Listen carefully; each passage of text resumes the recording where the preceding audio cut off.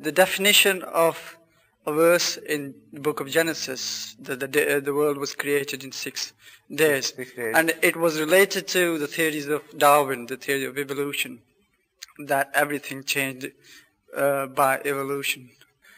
And we ended up with an idea that the theory supports that verse, that those 6 days could have been the 6 processes of evolution.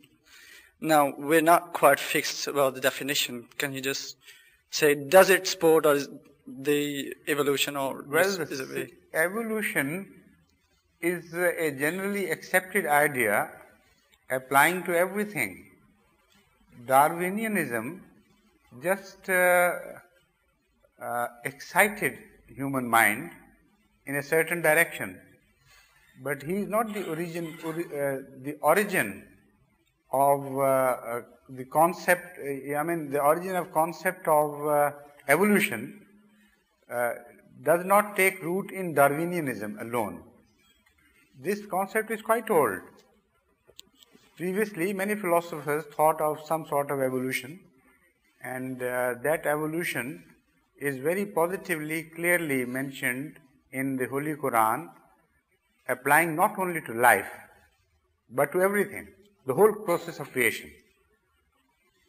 Which the Holy Quran tells us that we took them from nothing and brought them to a higher existence, and still higher and more organized things, and it will continue.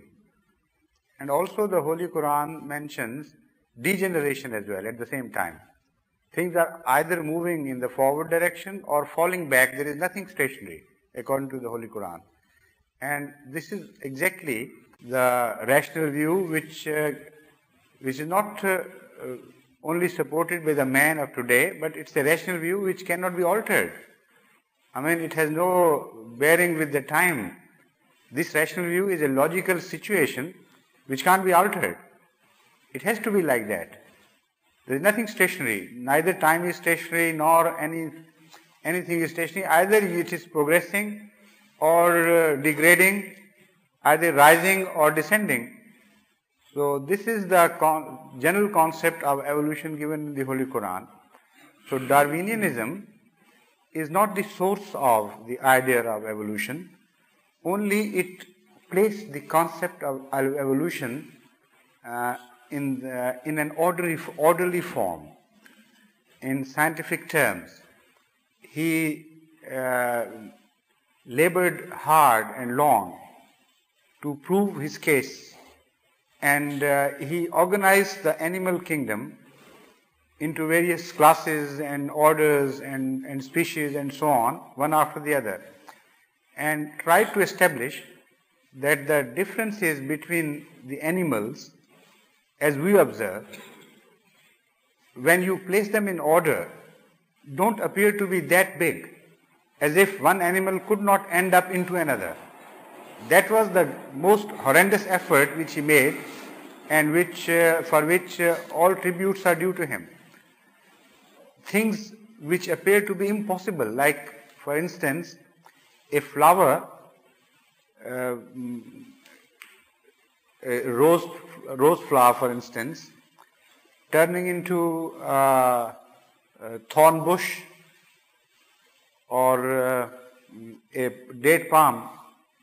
The differences are so vast, one doesn't feel any graduation in between. What Darwin did, and in the animal kingdom there are so big differences, like a hen turning into a monkey, or a fish turning into a snake, or maybe an elephant. So all these differences are so marked and obvious that previously human beings thought that the evolution only meant progress of each species in its own limited line. There was some development, like they thought man developed. Earlier man and a later man and a man still earlier, and that was all. Similarly, they thought fish also developed and other animals also developed and the plants developed, but within their own narrow regions. They never crossed the barriers into others' existence. What Darwin established was that the evolution was all comprehensive. it applied to all species, and each species can be shown to apparently have merged into the other. It was a very tall claim which he made, and it should have taken more than a Darwin's life to establish the entire claim effectively. But he did, to a very great degree, did perform that task and paved the way for the future investigation. Also what he did was, he produced or conceived of certain theories that could solve the riddle of evolution, that could be taken as motive forces working behind the evolution. Although these theories are now obsolete, new facts have appeared before mankind. The Darwinianism is not held to be good now as it was, but the concept of evolution which Darwin generated in a scientific form and orderly form, that stayed.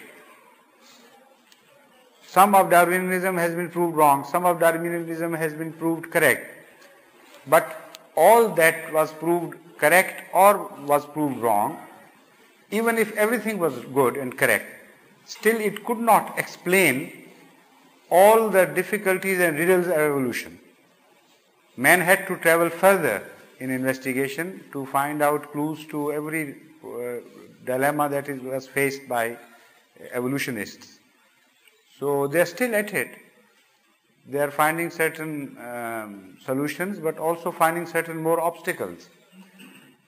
According to the Holy Quran, evolution is, of course, an established fact, but it is a guided evolution, not a blind evolution. The scientists, the so-called scientists, try to prove that it is a blind evolution. It does not require a conscious, separate organizer. It's a development, gradual development, as if it is taking place of itself, like the flow of rivers. But even the flow of rivers requires some gravitational forces, some design, some planning, which is not seen by a shallowly observing eye. So, these forces which are working behind evolution are either not seen by the scientists, or conveniently they avoid to notice them. Otherwise they will enter the region of religion, the region of God. So they try to avoid. But by doing so, they are creating such obstacles for themselves that they can't find an answer to them. All the modern evolutionist scientists who have experimented on various possibilities, worked on various possibilities, have always ended up in a closed road. And they can't find a way through, because it's impossible for them to find a way through without believing in a God who gave guidance and energy and direction to the evolution. So when you look at it from the Quranic point of view, then everything is clear, there is no riddle left. An evolution, of course, but a guided evolution with an end in view, and with all the forces at the command of Allah to direct and keep the evolution directed throughout its course. So what of the implication gives to the definition of those 6 days being the 6 stages of evolution? No, you must stick to the days. Well, I understand the point. Is the fact is that the days mentioned in the Bible are also mentioned in the Holy Quran, less the problems concomitant to the days mentioned in the Bible. So why not refer to the fresh revelation instead of the old revelation, which has been changed and manipulated by man? This is why I avoided that question. The Holy Quran also mentions days, but in a more scientific way, more orderly way.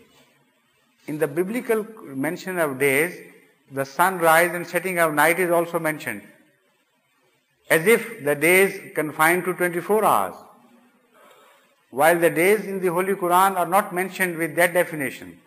In fact, a different definition is given to days in the Holy Quran, where Allah says that there are some days which in the sight of Allah, in the reckoning of Allah, are may extend to 5,000 years.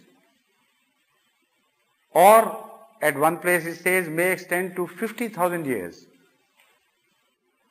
Now you know what it means? If a day is as big as 5,000 years, the ratio between our time and the time of God would be 1 to 1800,000 and 1825,000. 18 lakh 25,000. And if you refer to the day mentioned in the other verse, which says a day of your reckoning is 50,000 years by Allah's reckoning, or Allah's day, let's say, call it. One day by Allah's reckoning is 50,000 years by your reckoning. That means the ratio between our day and Allah's day, in the time as we know it, would be 1 to 1 crore 82 lakh or 50,000. 1 crore 82 lakh, how many in millions? No, 1.8 million, much more than that. In the first case it was 1.8 million. It would be 18 million. Yes, 18 million and 82 lakh. 18.82 million. 18.825 million. So 1 to 18.25 million. But that is not the end of it.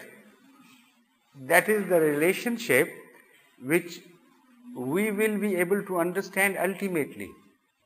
At this stage we cannot, because that is a prophecy that man's time would be extended ultimately to a degree, or fasten up to a degree, where man will be able to achieve or conceive things which would normally require,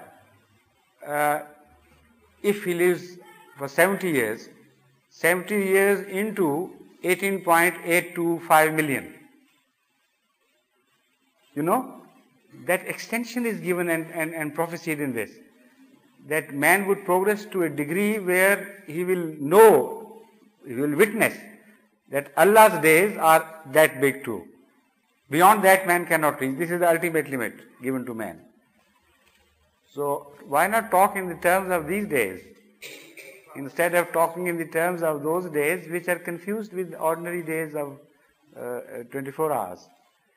So now conceiving this to be a day, how the whole concept of days is expanded. So the evolution must have taken place over millions of years, because